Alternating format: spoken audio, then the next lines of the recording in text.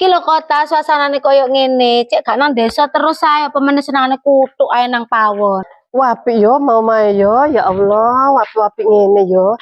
Mari ngono sepi gak ono wong cangkruk ya. Yus ngene iki, suasanae nang perumahan nang kota wis ngene iki. Enak yo. Mbak Farida, rene yo. Sapa iki? Oh wala iki ta dulurku, Mbak, teko desa, tak jak dolen nang kene lho cek ro suasanane kutuk ya opo. Ya Allah, wong kutho rek, cek ayune tala ya. Iki omah sampean ta, Mbak? Iya, omahku iki, Bu. Wala api yo pagere yo.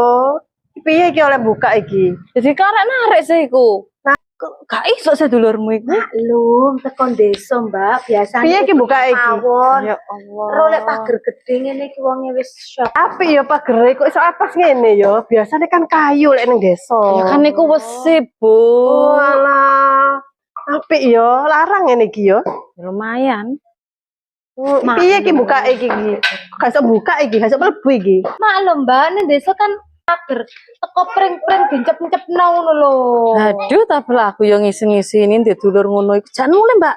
Yo ojo sakno, Mbak, lah kok sedina mosok tak kongen mulih meneh. Yo nek bele barang yo. Entah. Gak celuk-celuk yo, kari-kari mencet ngono berarti ya. Ya apa Mbak kulino nang desa iku kan bunga assalamualaikum wong wis metu. Lah nang kene kan awak dhewe kan nek gak dipil gak krungus. Wis ayo mulai.